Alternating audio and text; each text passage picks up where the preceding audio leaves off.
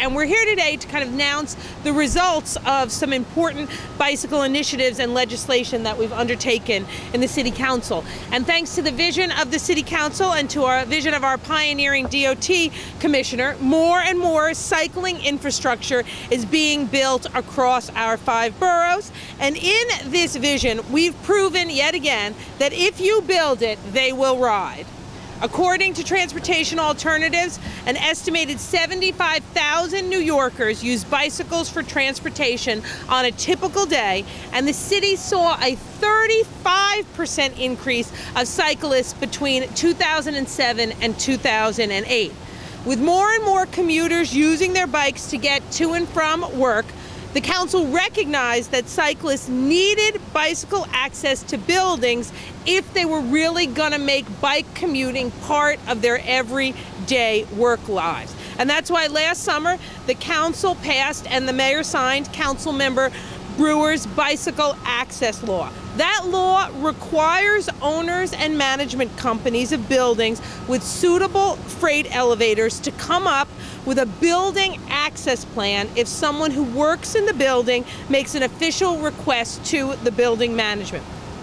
The bicycle access plan, which must be submitted to our commissioner at the Department of Transportation and posted in the lobby, must disclose the entrances and elevators a cyclist may use, the routes to such elevators, and the hour of freight elevator availability. If the freight elevator is unsafe for cyclists, the building owners or management companies may file for an exception request with DOT, but we're sure that almost never happens. Additionally, building owners or managers may apply for a building access exception request if they provide alternative bicycle parking options like bike racks or storage facilities. And the great news is that after being in effect for just 5 months, this law is proving already to be incredibly successful. DOT has data that they've shared with us that shows, again, just in 5 months, 176 bike access plans have been submitted to DOT by building management, and 1,764 bikes included in access plans and alternative bicycle parking plans have been submitted to DOT. 346 bicycle access tenant requests have been submitted, and 2,881 bikes included in access plan requests submitted to building owners, and 38 alternate parking exception requests submitted to DOT by management companies. So what we're here today really to announce is already, in 5 months, thousands of additional spots for bicyclists have been created because of this legislation and because of the work of DOT. We have a map that outlines many of them. We also have a flyer we're distributing which lists the buildings that have these sites. You can also go to the council's webpage and to our action center and download these sites. We want New Yorkers to know we've heard their request for being able to bike to work.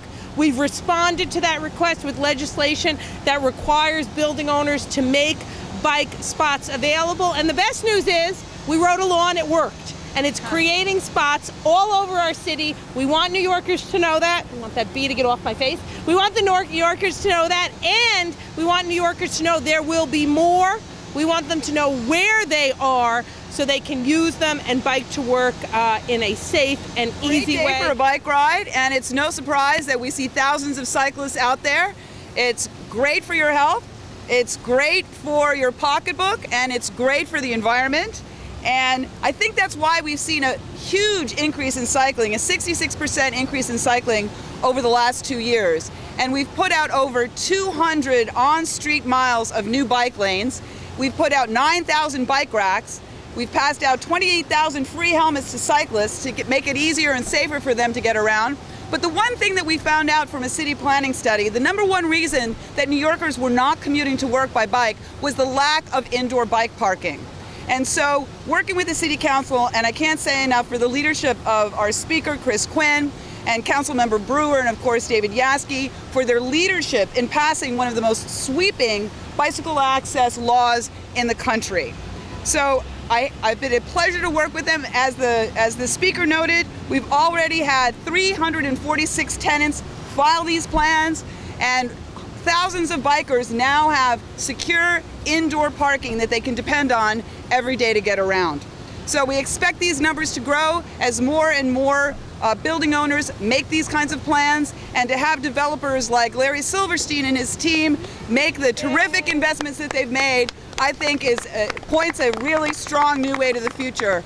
So I want to thank them, and I really want to thank the council. For you to know that as I was coming out of a meeting at 1 Center Street, 2 sergeant-at-arms who bicycle to work every single day were coming into City Hall. So you have lots of staff members. I was glad to, with then Councilmember Yaski, sponsored this bill. As Jeanette knows, I'm a longtime supporter of bicycles, and certainly a member of Transportation Alternatives even before getting elected to the City Council. And I believe, even just anecdotally, we also always knew that the issue at the end of the morning was always, where do I put my bicycle? And we'd always go into buildings and see that there were lots of bicycles tied up to everything outside, but knowing that if we had someplace inside, we'd have more commuting on bicycles. So it's really exciting that this success has been so short and so sweet.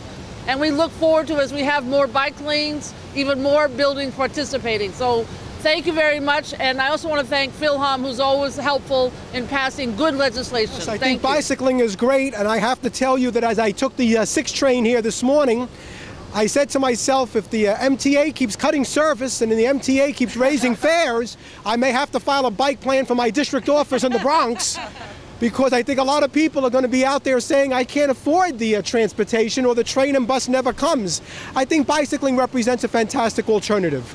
So I'm here to support what we've done so far, and I know the council last year also passed green legislation, and in that legislation, when it comes to new construction of multifamily housing in the city, we also have to have provision for bike parking.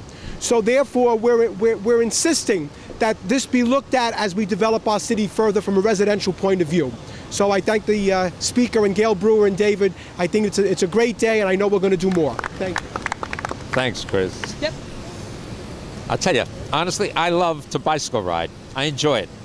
And I remember bicycle riding down here from Chelsea Piers, got on my bike, came down here, and had my bicycle helmet on, looked totally disreputable, which is the way you normally look when you're bicycling. And the building was under construction. I came to the building, I wanted to get in, and the guard stopped me. Oh, really? Yeah. And That's a good guard, Larry. Excellent. Yeah. And so he said, who are you? I said, I'm Larry Silverstein. He said, everybody's Larry Silverstein. so he wouldn't let me in. I said, listen, I'm paying your salary. He said, and I'm told not to let anybody in. So next thing I know, he's got his supervisor, and the supervisor says, yes. He's describing what I look like to the guy. He says, some old guy here. He's got this helmet on. He's got a bicycle. So the man asks him, yes, he's got glasses. Yes, he has red hair. He says, Mr. Silverstein, I'm so sorry. Please come in. But nevertheless, I will tell you, it's terrific to have as another form of transportation. And one of the things that people can do here, and I think we have about 30 or 40, maybe 50 people who bicycle ride to work in our building every day. And so they have an opportunity to have their bicycles right there at the stored in the loading dock, on outside the building, in the loading dock, or into the freight elevator and up to the floor. So it's a tremendous mode of transportation. Number one, it's healthy. Number two, it's environmentally superior. Number three, it's fun. And to provide people with this opportunity, in addition to the mass transit that serves this place, I think is enormously beneficial. So delighted to be part of it. And all I can say is get on your bicycles, because it's mighty good for all of you. Thank you.